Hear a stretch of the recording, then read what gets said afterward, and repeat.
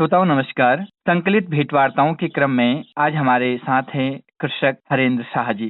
आप ग्राम सिलंगा, पोस्ट महलचोरी, तहसील गैरसैंण, जिला चमोली से हमारे साथ जुड़े हैं। आपका ये क्षेत्र अल्मोड़ा जिले के सीमावर्ती क्षेत्रांगत आता है। सबसे पहले तो हरेंद्र शाह जी, आपका बहुत बहुत स्वागत है कार्यक्रम में। जी धन्यवाद। सबसे पहले तो मैं आपसे यही जानना चाहूंगा कि आपके पास कितनी जमीन है? जी मैं फिलहाल जिस क्षेत्र में काम कर रहा हूँ उस क्षेत्र में मेरे पास नहीं तो 800 वर्ग मीटर फिलहाल तो मेरे पास पॉली हाउस है जिसके अंदर मैं खेती करता हूँ।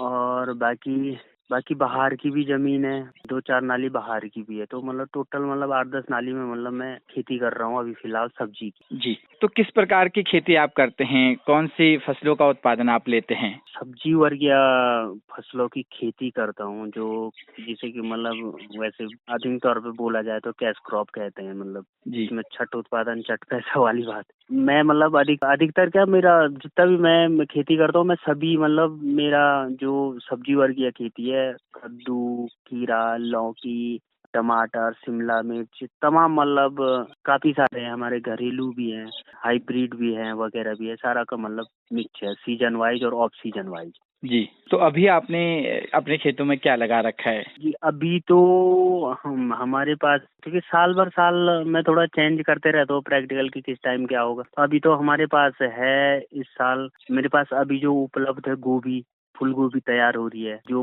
अब ऑफ सीजन में प्रवेश हो गई है जी। जो गोभी, तो अभी हमारी शुरुआत हो गई है। इसके बाद हमारे पास है मेहरू कद्दू, और प्लस अभी अब खीरे की पौध लग चुकी है, अब लगने वाले हैं कुछ टाइम में, और टमाटर की भी लगेगी, शिमला मिर्च की भी लगेगी, कद्दू लौकी की भी हो जाएगी।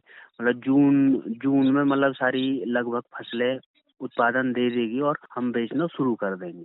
तो अभी आपने फसलों की जो पौध होती है, पौधों की नर्सरी लगा रखी है, ये कहना आप चाह रहे हैं? ना कुछ ट्रांसप्लांट हो गए हैं, कुछ की नर्सरी अभी रह गई है, और कुछ नर्सरी रह के उनको भी कुछ दिन में ट्रांसप्लांट करना है, जगह के हिसाब से, जहाँ जहाँ जगह खाली होगी, जहाँ जहाँ हमने वो कर रखा है कि इसके बाद इसमें ये फसल लगानी है। तो आप ये हरेंद्र शाह जी, जो फसलें आप लगाते हैं, ये खुले खेतों में लगाते हैं या फिर पॉली हाउस में आप खेती करते हैं? जी मैंने जैसे पहले बताया कि मेरे पास पॉली हाउस, तो पॉली हाउस में मैं मुख्य तौर पे 2-3 फसलें ही लगाता हूँ। मेरे पास खीरा होती है जो सीजनेबल, खीरा मैं लगाता हूँ वहाँ, और टमाटर लगाता हूँ, और शिमला मिर्च। पॉली हाउस में मेरी सिर्फ 3 फसलें होती, बाकी लौकी और जो ये कद्दू हो गई, और मेहरू कद्दू हो गई, करेला हो गया, ये और भी तमाम सब्जियां जो है वो उसको मैं बाहर ही लगाता हूँ। बाहर ये है कि वो चीज़ बाहर के लिए बेस्ट है, क्योंकि पॉलिनेशन की दिक्कत होती है पॉली हाउस में, थोड़ा हीटिंग प्रॉब्लम भी थोड़ा ज़्यादा होती है, टेम्परेचर का अप डाउन थोड़ा से, वो चीज़ पॉलिनेशन के लिए थोड़ा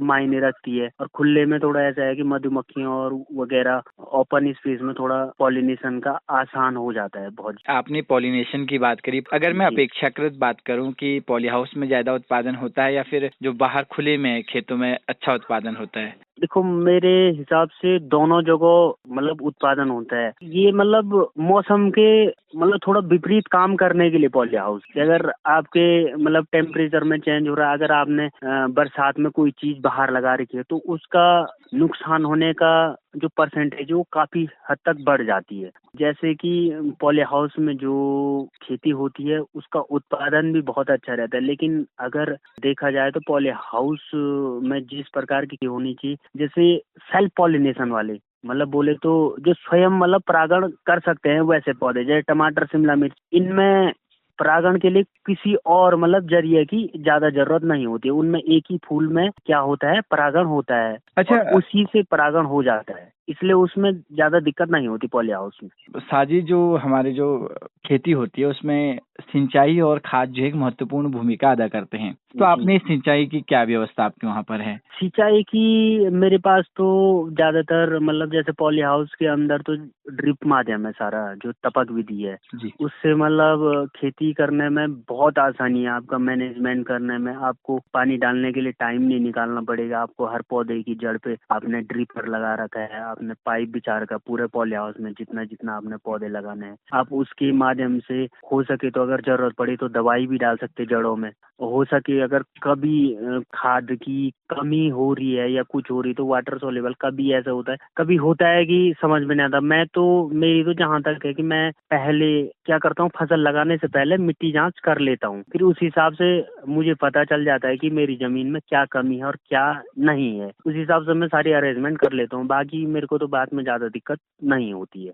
तो कितना खर्चा आ जाता है सामान्यतः टपक सिंचाई पद्धति अपनाने में, इसके जो सिस्टम है उसको लगाने में? ऐसा है, अगर आप पॉली हाउस में लगा रहे हैं, अगर आप कोई पॉली हाउस लगवा रहा है नया, तो वो तो उसी के सेटअप में पूरा आता है टपक विधि। अब आजकल लोग मतलब शुरू हमें भी जानकारी नहीं थी, लेकिन हमने इधर उधर जब मैंने लगवाया था पॉली हाउस तो इधर उधर से पता करा किसान, तो उन्होंने बोला कि आप मतलब जहाँ मैंने ट्रेनिंग करी वो ग्वालदम थराली में, तो डॉक्टर रानी चंद्र, तो उनसे भी मैंने बात की तो उन्होंने बोला मतलब ड्रिप बहुत अच्छा है नीचे के लिए वो, क्योंकि ये पॉली हाउस वाले क्या करते हैं अधिकतर ऊपर क्या करते हैं फुहारे लगा देते हैं, तो फुहारे फॉगर जैसे वो घूमता है, स्प्रिंकल नहीं होता है वो जो प्याज के पौधे में लगाए रहते हैं, तो वो तो कुछ काम का नहीं रहता है, क्योंकि वो जब तक पौधे छोटे रहते हैं जमीन खाली रहती है तब तक काम होता है। तो आपने जैसे मल्चिंग में काम करना है तो उसमें उसका कोई काम नहीं है, उसके लिए तो ड्रिप ही काम है कि आपने नीचे से डाल दी, ऊपर से मल्चिंग डाल दी और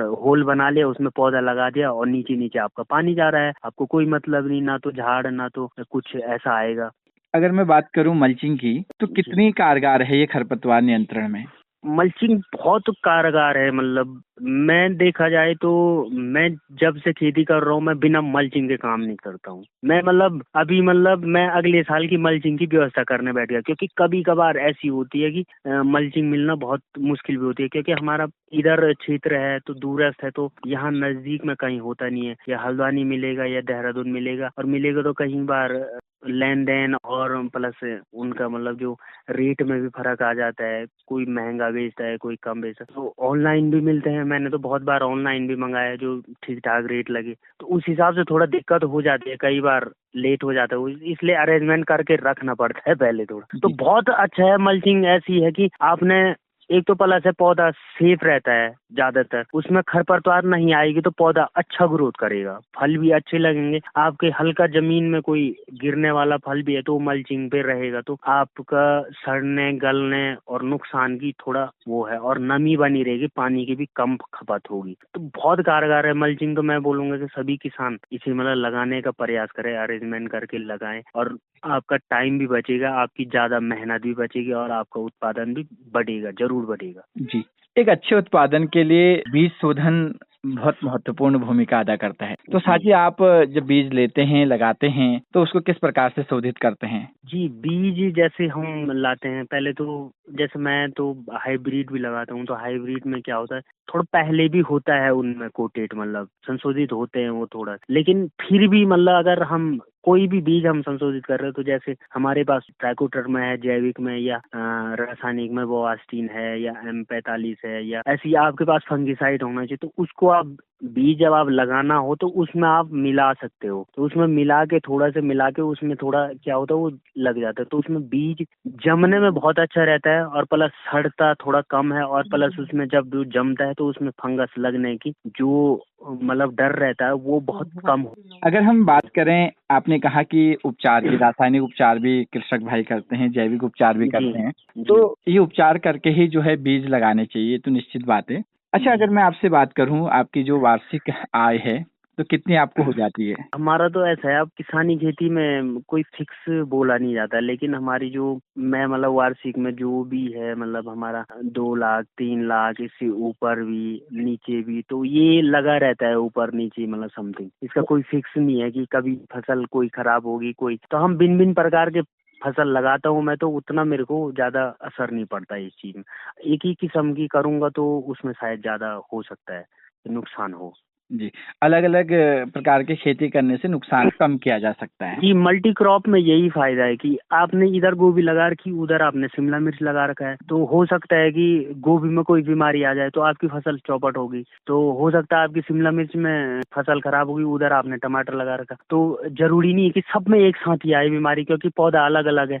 अब कद्दू वर्गीय पौधा अलग होता है, उनमें बीमारियों के लक्षण अलग होते हैं, उनमें कीट अलग लगते हैं। और जैसे ये टमाटर और शिमला मिर्च, बैंगन ये टाइप के होते हैं, इनमें थोड़ा अलग किस्म के होते हैं। और इनमें कीड़े अलग लगते हैं, बीमारियां तो अलग अलग है सबका। तो अगर आप मिक्स क्रॉप करेंगे सबको अनुपात में लेके, तो कोई एक दो फसल हो भी जाए खराब तो आपको ज्यादा मतलब रोना धोना नहीं पड़ेगा। अच्छा, अगर हम बात करें, आपने कहा कि ये सब्जियों का ये वक्त है ना? जी। तो कद्दू वर्गीय सब्जियों को लगाने के लिए किस प्रकार की सावधानी बरतनी चाहिए कृषकों को? कद्दू वर्गीय सब्जियों के लिए सबसे पहले तो ये है कि आप उनको जमीन में ग्रो ना करें। सबसे पहली बात, उगाना और वो करना तो बहुत, क्योंकि अक्सर किसान क्या करते हैं, जमीन में जब उगाते हैं और डिस्टेंस मेंटेन करें, मतलब एक पौधा, कई हमारे घरेलू ये जो मेन काश्तकार जो कृषक जो खेती करते हैं उनको तो जानकारी भी, लेकिन हमारे घर गांव में जो छोटे मोटे तौर पे करते हैं उनको पता नहीं होता। वो एक ही जगह में एक एक फीट पे, दो दो फीट पे क्या करते हैं, पौधे लगा देते हैं। जी। उससे क्या होता है, बहुत नुकसान होता है। आप उत्पादन के चक्कर में जितना एक